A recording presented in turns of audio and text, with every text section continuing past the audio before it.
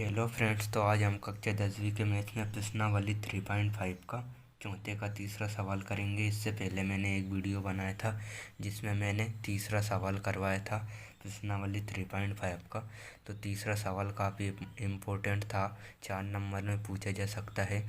और चौथे का पहला और दूसरा सवाल करवाया था जिसमें चौथे का दूसरा सवाल काफ़ी इम्पोर्टेंट था। तो आप जाके उस वीडियो को देख सकते हैं, उसका लिंक मैंने डिस्क्रिप्शन में दे दिया है। तो चलिए हम आज तीसरा सवाल करते हैं। इसको हमें वज्र गुणन विधि से हल करना है। क्वेश्चन में हमें दिया है कि निम्न समीकरणों को आप किसी भी विधि से हल कर सकते हैं, लेकिन हम यहाँ पे वज्र गुणन विधि से हल करेंगे इस क्वेश्चन को। तो चलिए हम क्वेश्चन पढ़ते हैं। क्वेश्चन क्या दिया है हमें कि यश ने एक टेस्ट में 40 अंक अर्जित किए। जब उसे प्रत्येक सही उत्तर पर 3 अंक मिले तथा अशुद्ध उत्तर पर 1 अंक की कटौती की गई। यदि उसे सही उत्तर पर 4 अंक मिलते तथा अशुद्ध उत्तर पर 2 अंक कटते तो यश 50 अंक अर्जित करता। टेस्ट में कितने प्रश्न थे। तो हमें क्वेश्चन को बहुत अच्छे से समझना है। अगर आप क्वेश्चन समझ गए तो आपको बहुत अच्छे से इस सवाल को कर लोगे। तो हमें टेस्ट में कितने प्रश्न थे तो वो ज्ञात करना है। तो यहाँ पे ये 40 अंक अर्जित किए, मतलब किसी बच्चे ने, यश ने 40 अंक अर्जित किए जब उसे प्रत्येक सही उत्तर पर 3 अंक मिलते। मतलब जो वो सही उत्तर करता तो उससे 3 अंक मिलते, लेकिन अगर वो गलत करता है उत्तर तो उसका 1 अंक कट जाता है। और यहाँ पे अगर 4 अंक मिलते सही उत्तर पर तो उसके 2 अंक कट जाते हैं। तो हमें ये ज्ञात करना है कि उसने टेस्ट में कितने प्रश्न थे, ये हमें ज्ञात करना है। तो हम क्या करेंगे, सही उत्तरों की संख्या x मानेंगे और अशुद्ध उत्तरों की संख्या y मानेंगे और समीकरण बनाएंगे। तो मैं यहाँ लिखता हूँ माना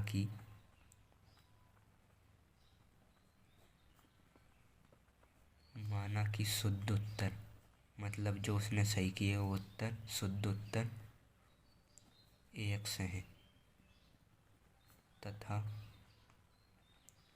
अशुद्ध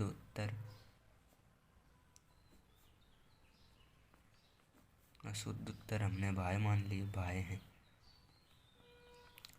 तो अब हम क्या करेंगे, प्रश्नानुसार प्रश्न में जो दिया है उससे हम समीकरण बनाएंगे। तो मैं यहाँ लिख लेता हूँ प्रश्नानुसार।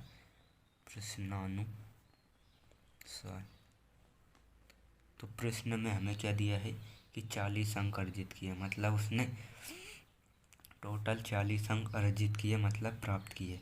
तो जब उसे प्रत्येक सही उत्तर पर 3 अंक मिले, मतलब सही उत्तर पर 3 अंक मिले तो हमने शुद्ध उत्तर कितना माना, x माना। तो 3 सही उत्तर पे कितने मिलेंगे, उसे 3x मिलेंगे। तो 3 का गुणा हम यहाँ पे x में कर देंगे। तो यहाँ पे आ जाएगा 3x।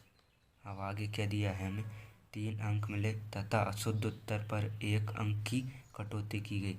तो अशुद्ध उत्तर हमने क्या माना, y माना। तो 1 अंक की कटौती की गई, मतलब 1 का गुणा y में कर देंगे। और कटौती की गई मतलब उसमें उसके अंक कम हो गए, इसलिए हम क्या करेंगे, यहाँ पे घटा के लिखेंगे। अगर उसके अंक बढ़ते तो हम जोड़ के लिखते कि प्रत्येक अशुद्ध उत्तर पर या शुद्ध उत्तर पर 1 अंक और बढ़ गया तो हम जोड़ के लिखते, लेकिन यहाँ पे अशुद्ध उत्तर है और उसकी कटौती की गई, इसलिए हम यहाँ पे घटा के लिखेंगे। क्योंकि उसका नुकसान हो रहा है यहाँ पे, तो हम घटा के लिखेंगे। तो 1 उत्तर था, इसलिए 1 का गुणा भाई में किया तो भाई। और कितने अंक अर्जित किए उसने, 40 अंक। तो यह जाएगा यहाँ पे 40। अब हम इसका पक्षांतर इधर कर लेंगे तो यह जाएगा 3x माइनस भाई। तो 40 प्लस का है, इधर आके माइनस में हो जाएगा, बराबर 0। ये हमारा समीकरण 1 है, 1 बना दिया हमने से। अब मैं लिखूँगा पुनः प्रश्नानुसार। ये हमारा क्वेश्चन कहाँ तक हुआ है, हमारा क्वेश्चन ये यहाँ तक हुआ है। अब हम आगे क्वेश्चन पढ़ेंगे और दूसरा समीकरण बनाएंगे। तो चलिए हम आगे करते हैं क्वेश्चन को।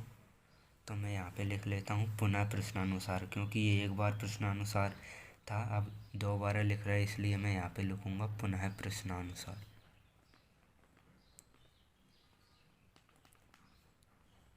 पुनः प्रश्नानुसार लिखूँगा मैं यहाँ पे। तो आ जाएगा यहाँ पे यदि उसे सही उत्तर पर 4 अंक मिले, सही उत्तर हमारा x था, तो यहाँ पे 4 का गुणा हो जाएगा x में, तो ये हो जाएगा 4x। अंक मिलते तथा अशुद्ध उत्तर पर 2 अंक कटते, तो 2 अंक कटते मतलब -2 भाई हो जाता है यहाँ पे, क्योंकि अशुद्ध उत्तर हमने भाई माना। और कितने अंक कट रहे उसके, तो 2 कट रहे, तो 2 का गुणा यहाँ पे भाई में कर दिया, तो ये हो जाएगा -2 भाई बराबर। अंक मिलते तो यश 50 अंक अर्जित करता, मतलब वो 50 अंक मिलते उसे, तो ये बराबर में हमने 50 लिख लिए। अब हम क्या करेंगे, इसका पक्षांतर इधर कर देंगे, तो यह जाएगा 4x - 2y - 50 बराबर 0। ये समीकरण 2 हो गया। अब हम क्या करेंगे, समीकरण की तुलना करते हैं जब हम वज्र गुणन विधि से हल करते हैं। और जब हम वज्र गुणन विधि से हल करते हैं तो इसको पक्षांतर करके बराबर में 0 रखते हैं। वज्र गुणन विधि में ही हम बराबर में 0 रखते हैं, और किसी विधि में हम 0 नहीं रखते हैं। प्रतिस्थापन और विलोपन विधि में हम बराबर में 0 नहीं रखते हैं, इसमें ही रखते हैं हम, क्योंकि इसकी हमें तुलना करनी पड़ती है मानक समीकरण से। तो समीकरण 1 की तुलना a1x, या समीकरण 1 की कर रहे इसलिए यहाँ पे a1 आएगा। a1x plus b1y plus c1 बराबर 0 से करने पर समीकरण 1 की तुलना कर रही है। अब समीकरण 2 की भी हमें तुलना करनी पड़ेगी, तो समीकरण 2 की तुलना a2x plus b2y plus c2 बराबर 0 से करने पर समीकरण 1 और दोनों की तुलना करेंगे हमें यहाँ पे, तो ये हमारा समीकरण 1 है और इसकी तुलना हमें इससे करनी है। तो यहाँ पे ये x है और यहाँ पे ये x है, तो x के गुणा में क्या है, यहाँ पे 3 और यहाँ पे a1 है, तो a1 का मान हमारा क्या हो जाएगा 3। तो हमारा a1 बराबर निकलेगा हमारा ये 3, b1 बराबर निकलेगा हमारा ये भाई है यहाँ पे और ये भाई है यहाँ पे। और भाई के प्रत्येक संख्या के गुणा में 1 होता है, तो भाई के गुणा में यहाँ पे 1 है, लेकिन क्या है आगे चिन्ह माइनस का भी है, तो यहाँ पे क्या जाएगा -1, तो यहाँ पे आ जाएगा ये -1। अब निकालेंगे हम c1 का मान, तो c1 का मान क्या दे रखा है हमारा, ये जो संख्या रहती है वो c1 का मान है, तो c1 का मान आ जाएगा -40, ये c1 का मान आ गया। अब a2 का मान निकालेंगे हम, a2 का मान क्या है हमारा, ये यहाँ पे समीकरण 2 से निकालेंगे, तो ये x है और यहाँ पे x है, तो a2 का मान क्या हो जाएगा हमारा ये 4 यहाँ से, तो a2 बराबर 4, b2 बराबर b2 का मान यहाँ से -2 हो जाएगा, -2, और c2 का मान -50। तो हमारे ये मान निकल चुके हैं सारे। अब हम क्या करेंगे, वज्र गुणन विधि का फॉर्मूला लगाएंगे और उससे हमें x और y के मान निकालेंगे। तो यहाँ पे मैं लिख लेता हूँ वज्र गुणन विधि से, वज्र गुणन विधि से।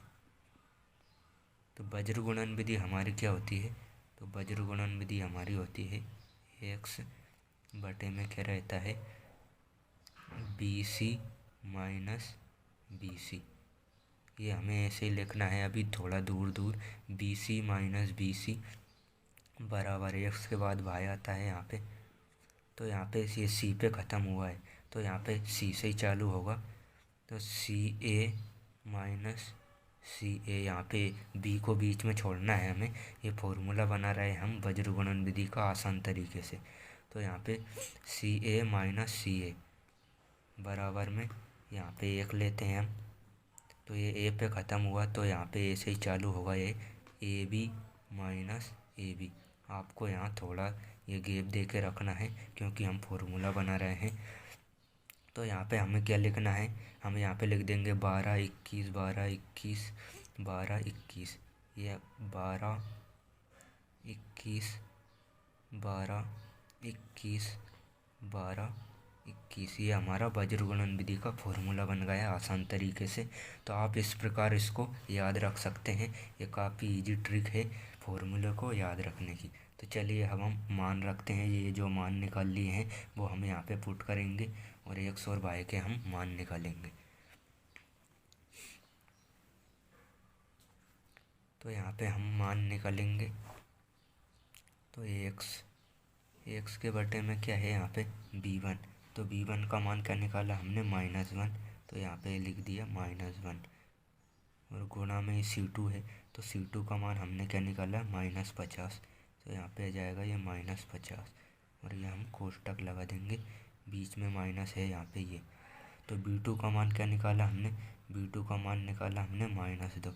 एक माइनस ये है और एक माइनस ये है, इसलिए हम यहाँ पे कोष्टक लगेंगे। तो -2 और गुणा में है c1 का मान क्या निकाला हमने ये -40। ये हो जाएगा -40। ये हमारा अभी इसका ही मान रखा है। अब हम y के नीचे जो है उसका मान रखेंगे। तो c1 का मान क्या है हमारा -40 है। तो यह आ जाएगा -40 गुणा में a2 का मान क्या है हमारा ये 4 है। तो ये 4 आ गए। इसको कोष्टक में रखा हमने। कोष्टक हम इसलिए लगाते हैं ताकि हमारी चिन्ह लगाने में मिस्टेक ना हो। तो यहाँ पे ये माइनस का चिन्ह लगा दिया। अब c2 का मान कितना है हमारा ये -50 है। तो यहाँ पे ये कोष्टक लगाऊंगा मैं -50 गुणा में क्या है a1 का मान कितना है 3 यहाँ पे। तो ये 3 आ गया बराबर। अब 1 के बटे में लिखूंगा मैं। तो a1 का मान क्या है हमारा 3 है। तो ये आ गया यहाँ पे 3 गुणा में b2 का मान क्या है हमारा। तो b2 का मान -2 है। तो ये हो गए -2। ये कोष्टक लगा दिए। बीच में माइनस है यहाँ पे। तो a2 का मान क्या है हमारा, a2 का मान है 4। ये 4 गुणा में ये b1 का मान क्या है हमारा, b1 का मान है हमारा -1। तो यह आ जाएगा -1। ये कोष्टक लगा दिया हमने।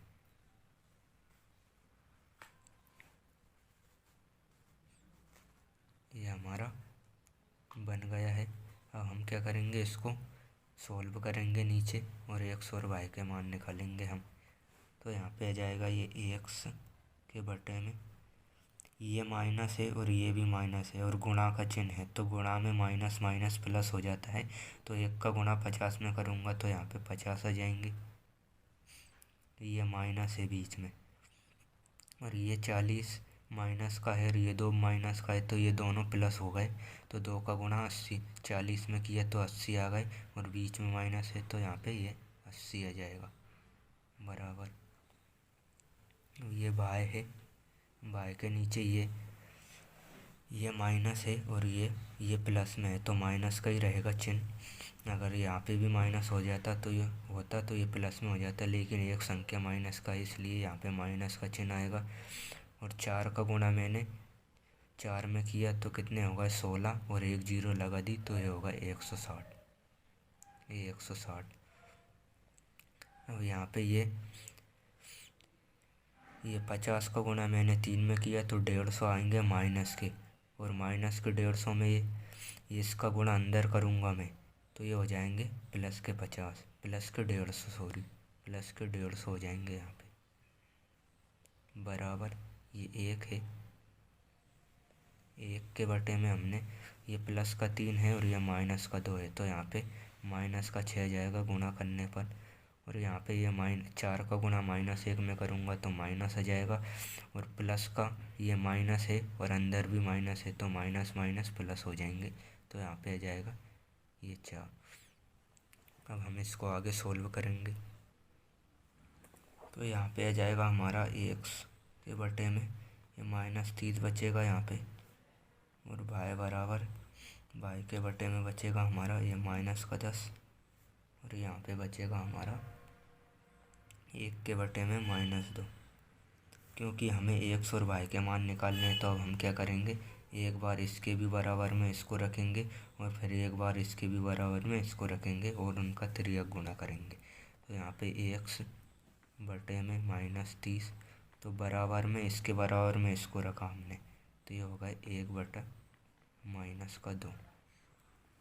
तो यहाँ पे हम क्या करेंगे, या तो हम नीचे ही काट सकते हैं इसको, ये माइनस से माइनस कट जाएगा और ये 2 का भाग 30 में 15 बार जाएगा। लेकिन हम तिर्यक गुणा करते हैं, यहाँ पे तिर्यक गुणा बेसिक से सीख रहे हैं हम, तो इसका गुणा इधर कर दूंगा मैं और इसका गुणा इधर कर दूंगा। तिरछा गुणा करते हैं हम, ऐसी कंडीशन जब बनती है तो यहाँ पे आ जाएगा माइनस का 2x, इसका गुणा मैंने इधर किया और इसका गुणा इधर किया, तो बराबर बीच में बराबर है, तो -30 का गुणा 1 में किया तो ये होगा -30।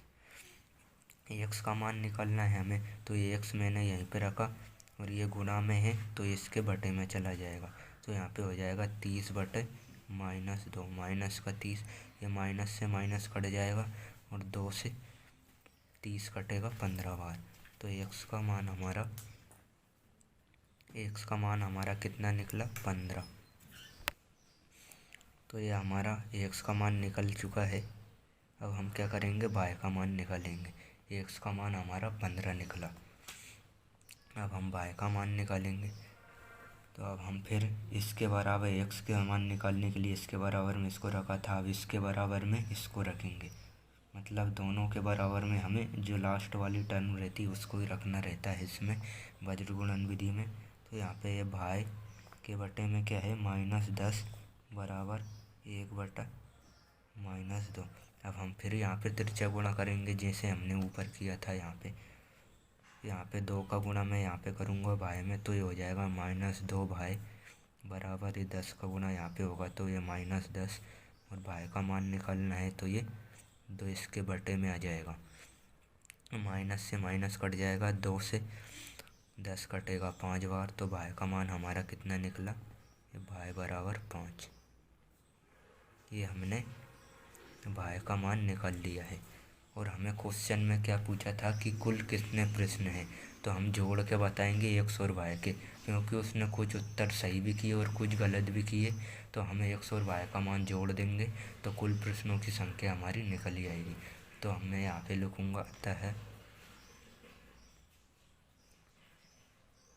कुल प्रश्न कितने हो जाएंगे हमारे x + y। तो x का मान क्या निकाला हमने, x का मान हमारा 15 निकला और y का मान हमारा 5 निकला, तो ये हो गया हमारा 20। मतलब कुछ एग्ज़ाम में कुल 20 प्रश्न थे और यही हमें याद करना था। तो हमारा ये तीसरा सवाल कंप्लीट हो चुका है। अब हम चौथा सवाल करेंगे, तो चौथा सवाल करेंगे। तो चलिए चौथे सवाल की ओर आगे बढ़ते हैं। तो चलिए अब हम चौथा सवाल करते हैं। तो चौथा सवाल दिया है, एक राजमार्ग पर 2 स्थान ए और बी 100 किलोमीटर की दूरी पर है। एक कार ए से तथा दूसरी कार बी से एक ही समय चलना प्रारंभ करती है। मतलब कोई हमें पॉइंट दिया है, एक तो दोनों कारें चलना प्रारंभ करती है यदि वे कारें भिन्न भिन्न चालों से एक ही दिशा में चलती हैं। मतलब वो अलग अलग चालों से, ए की चाल अलग हो रहेगी और बी की चाल अलग रहेगी, तो वो एक ही दिशा में चलती है। तो वो कितने घंटे के पश्चात मिलती है, 5 घंटे के बाद मिलती है यदि वे अलग अलग दिशा में चलती है। और यदि वे विपरीत दिशा में चलती है तो वह 1 घंटे के पश्चात मिलती है। मतलब विपरीत दिशा मतलब अलग दिशा में चलती है तो 1 घंटे के पश्चात मिलती है। तो हमें क्या करना है, यहाँ पे दोनों कारों की हमें चाल ज्ञात करनी है। तो हम क्या मानेंगे, एक कार की चाल हम x मान लेंगे और दूसरी कार की चाल हमें y मान लेंगे, और स्थिति बनाएंगे कि विपरीत दिशा में चलेगी तो क्या रहेगी और एक ही दिशा में चलेगी तो समीकरण हमारा क्या बनेगा। तो चलिए हम यहाँ पे लिखेंगे, माना कि ए से चलने वाली ये कोई पॉइंट दिया है हमें, ए से चलने वाली कार की चाल,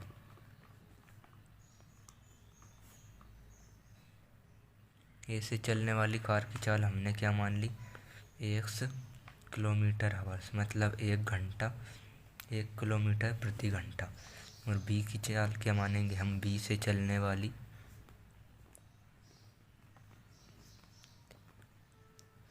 कार की चाल, तो बी से चलने वाली कार की चाल क्या मान लेंगे हम, 22 किलोमीटर प्रति घंटा।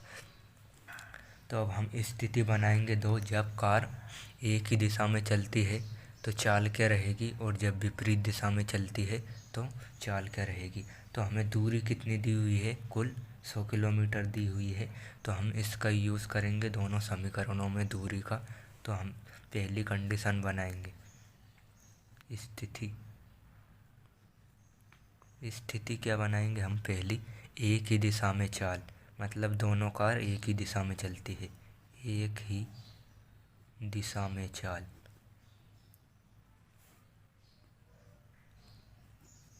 तो हमें यहाँ पर क्या क्या दिया है, यहाँ पे चाल, तो एक ही दिशा में चाल। तो चाल बराबर, चाल का सूत्र क्या होता है, तो चाल का सूत्र होता है दूरी बटा समय।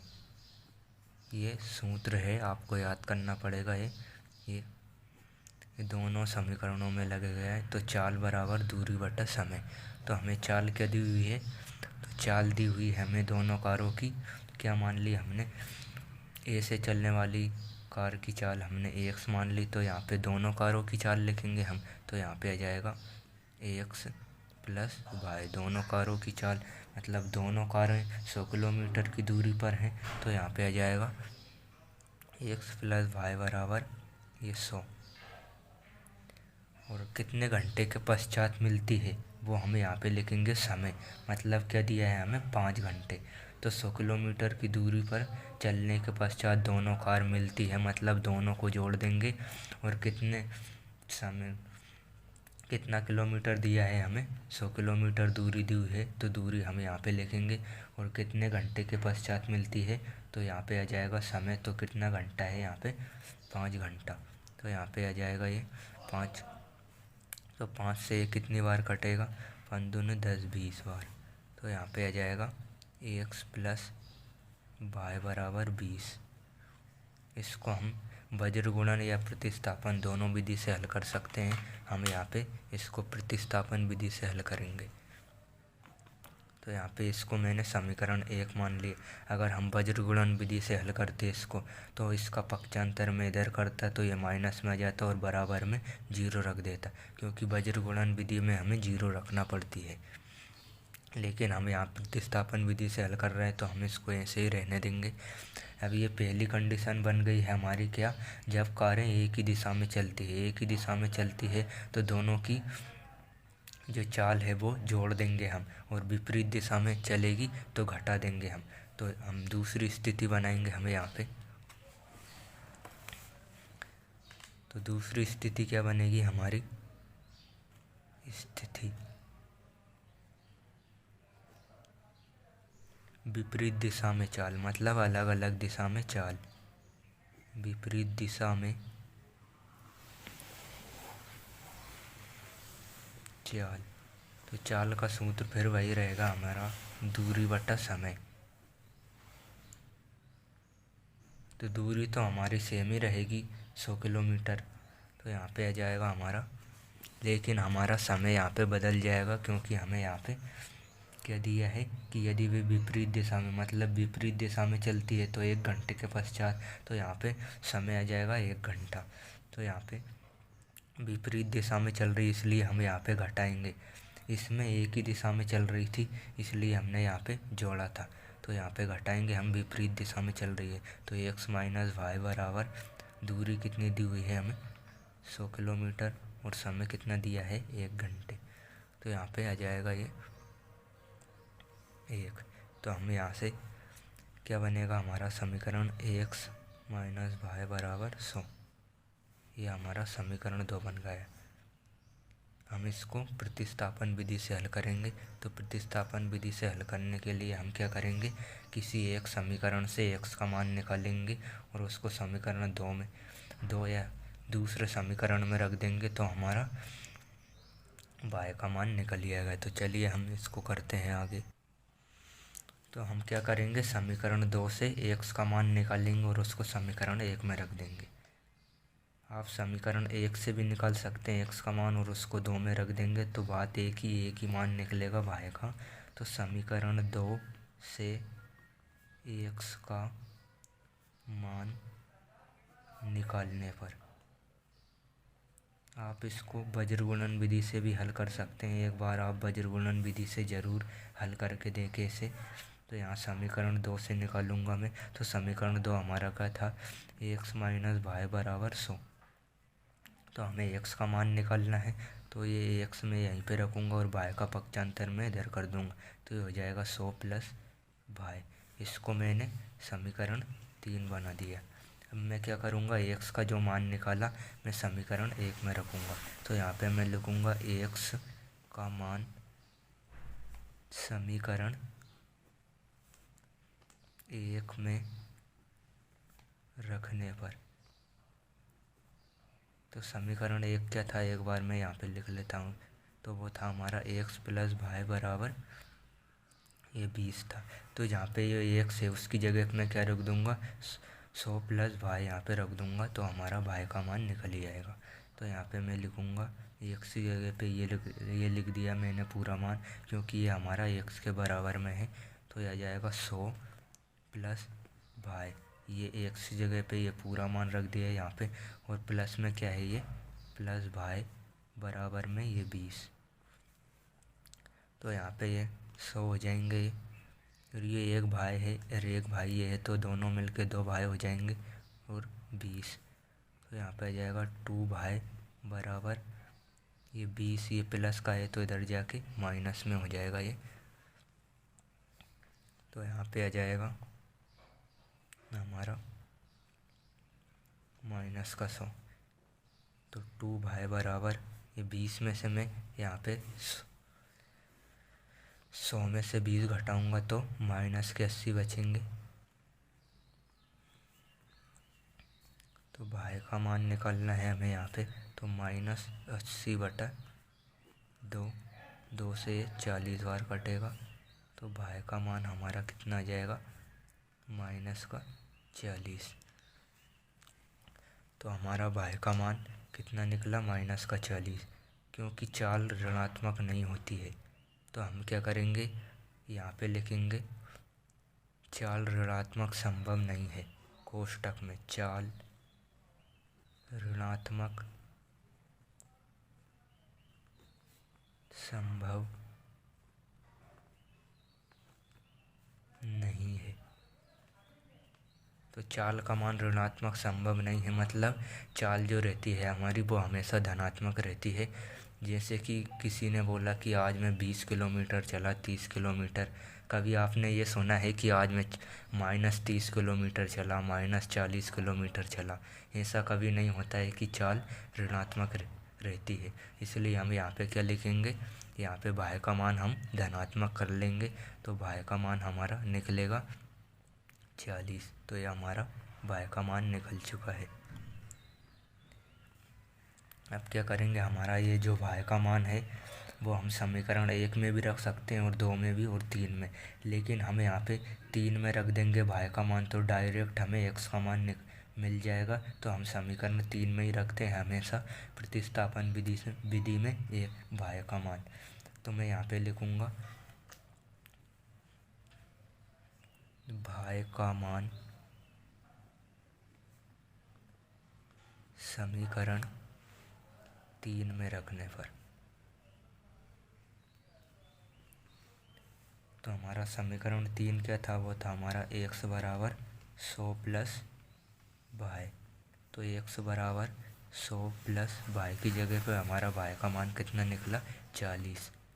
तो यहाँ पे आ जाएगा x का मान हमारा ये 140। तो हमारा ये x का भी मान निकल चुका है। तो हमने x और y क्या माने थे, तो x हमने माना था a से चलने वाली कार की चाल। तो a से चलने वाली कार की चाल x का मान 140 किलोमीटर प्रति घंटा निकल चुका है। और y से चलने वाली कार की चाल कितनी निकल चुकी है, ये निकल चुकी है हमारी 40 किलोमीटर प्रति घंटा। और यही हमें ज्ञात करनी थी। तो हम क्या लिखेंगे, यहाँ पे हमें ये लाइन भी लिखना है यहाँ पे, अतः ए से चलने वाली कार की चाल, ये चाल हमने निकाल ली है। तो हम यहाँ पे लिखेंगे अतः ए से चलने वाली, हमें दोनों कारों की चाल ज्ञात करनी थी जो हमने निकाल ली है।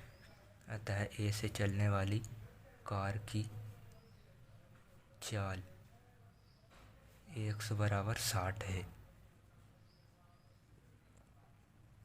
60 है। और B से चलने वाली कार की चाल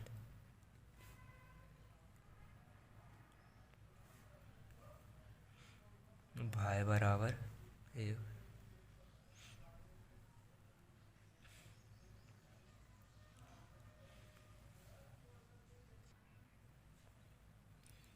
तो हमारा सॉरी, थोड़ी हमारी यहाँ पे मिस्टेक हो गई है, क्योंकि ये y का मान तो हमारा ऋणात्मक ही निकला, तो यहाँ पे तो ऋणात्मक ही आएगा। क्योंकि चाल ऋणात्मक नहीं होती इसलिए हम इसको प्लस में रख देंगे। लेकिन यहाँ पे y का मान तो हमारा -40 ही आएगा। तो यहाँ पे y का मान हम -40 करेंगे तो यहाँ पे कितना निकलेगा, 60 निकलेगा। यहाँ पे y का जो मान निकला है वो ऋणात्मक ही रखाएगा, क्योंकि चाल ऋणात्मक नहीं होती इसलिए हम इसको प्लस में कर देंगे यहाँ पे। लेकिन मान तो यहाँ पे ऋणात्मक वाले आएगा, तो हमारा x का मान कितना निकलेगा, x का मान हमारा 60 निकलेगा। तो हम यहाँ लिखेंगे, अतः A से चलने वाली कार की चाल x बराबर 60 है और B से चलने वाली कार की चाल y बराबर 40 है, 40 है। तो हमने ये दोनों कारों की चाल निकाल ली है जो हमें ज्ञात करना था।